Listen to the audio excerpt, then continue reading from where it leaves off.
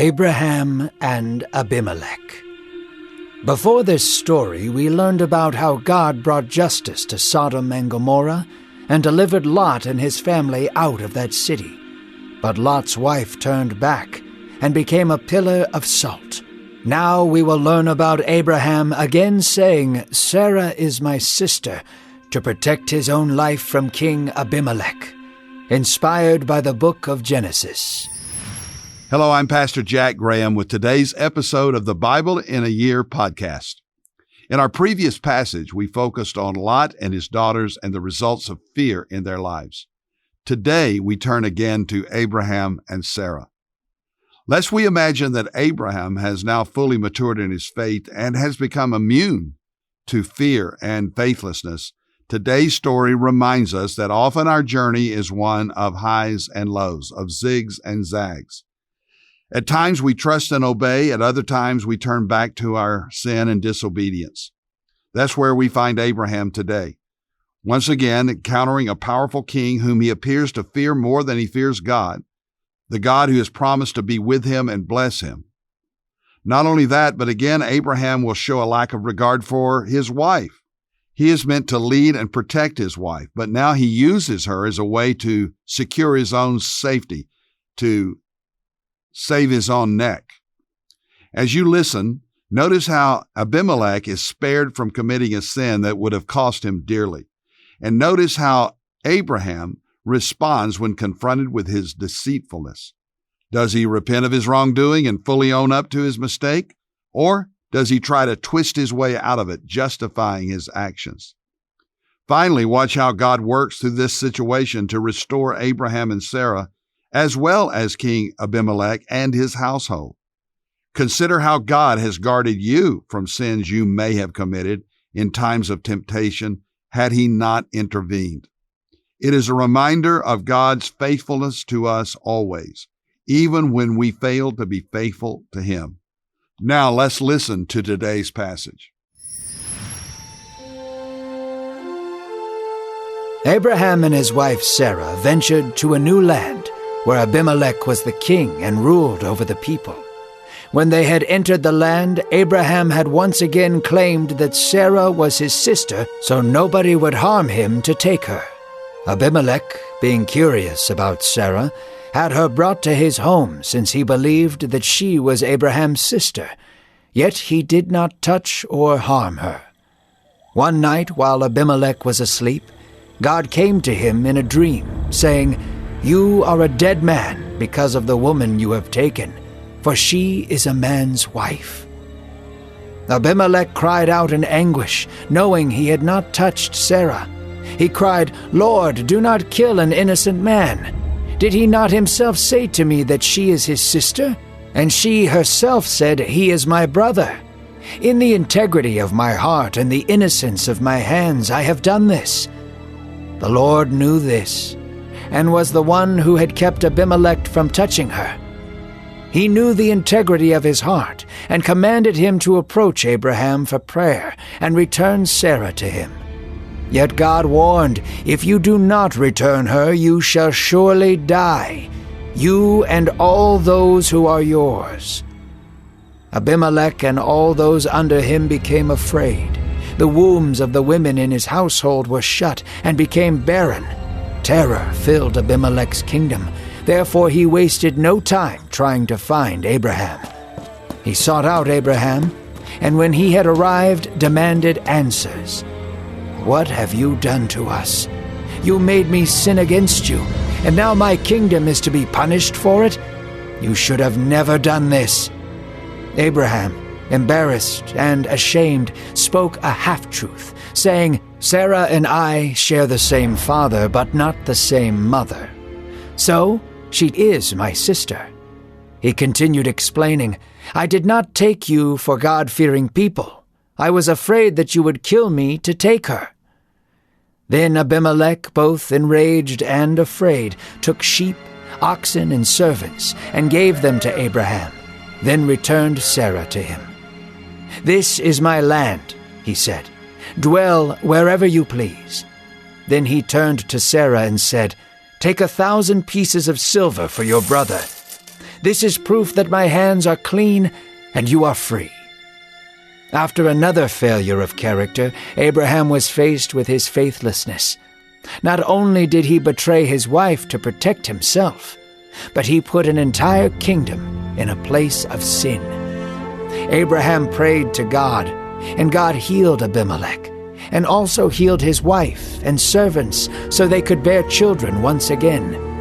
Even after another failure, God's promise to Abraham would not be made void. He would still be faithful and continue to bless him. Abraham and Lot, whose stories we've heard in the previous chapters, are in many ways contrasting characters. Abraham is often an example of wisdom and faith and obedience to God's direction. Lot, on the other hand, is rarely any of those things. As we have seen, he acts with worldly wisdom and compromise and reacts based on fear, not faith. They are indeed very different men. This does not mean, however, that Abraham always moves in the right direction, trusting God and acting wisely. Today, we've heard one such example. Fear has taken over Abraham once again. Just as he had done when they entered Egypt many years before, Abraham is in a new land, the land of a king whom he does not know and who he fears greatly, King Abimelech. We're not told what the basis of the fear is, only that Abraham hatches another crazy scheme of deceit to protect himself. He tells everyone that Sarah is his sister, not his wife. In other words, she's available. So King Abimelech sends for her and she's brought to him. Before we get to what happens next, I want you to think for a moment about what this is saying about Abraham, that he would put forward his wife to save his own skin. Year after year, Abraham has seen God's strength and faithfulness to keep Abraham and Sarah together and strong and safe. Not only that, but God has repeatedly reaffirmed his promises to grant Abraham a descendant through Sarah. If Abraham were to be killed, as he fears, that would mean God did not or could not keep his promise. So think about it. What Abraham is saying here with his action is that he really doesn't trust God to deliver on his word. Now, lest we judge him too quickly, how often do we, by our own actions, say the same kind of things? God has given us so much, and we have such a wonderful promise of life, abundant life in him. And yet so often with our actions, we're willing to say, to show that we really don't trust God to give us what we need, that God is not enough, that his promises may not be true. So that's what Abraham does here. But fortunately, Abimelech is spared from sin by God himself, and because he appears to be a man of some integrity. Before he touched Sarah, God appears to Abimelech in a dream and tells him the true story. This terrifies Abimelech, and he asks if God is going to destroy him for something he has not done. God assures him that he knows the king's heart and reveals that it was him who kept the king from sinning.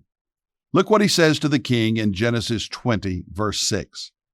Then God said to him in the dream, "Yes, I know that in the integrity of your heart you have done this, and I also kept you from sinning against me. Therefore, I did not let you touch her." You see, God is not only active in the lives of those who have received a special calling and blessing like Abraham. Here we see that God is watching over this king, Abimelech, searching his heart and keeping him from sin. God says he will spare him if he will return Sarah immediately. Abimelech promptly does so, confronting Abraham for having lied to him. And rather than owning up to his dishonesty and deceit and fully admitting that he was wrong, Abraham tries to soften it by telling another lie. Sarah is in no way his sister, but he is still trying to save face with the king. We'll see many times in Scripture how someone is confronted with their sin, and rather than openly admitting their fault and repenting, they try to justify or explain their actions. This isn't true repentance, and it's not what God wants. But once more, as we've seen so many times already, and as we can see vividly in our lives today, God is faithful to Abraham in spite of his lack of faith. God restores Sarah to Abraham and heals King Abimelech and his household. Dear God, thank you for this story and what it teaches us about your faithfulness even when we take backward steps in our walk with you. Thank you also for what Abimelech's example shows us about your hand of protection in times that we're not even aware of our danger. Thank you for always watching over us and always delivering on your promises. In Christ's name, amen.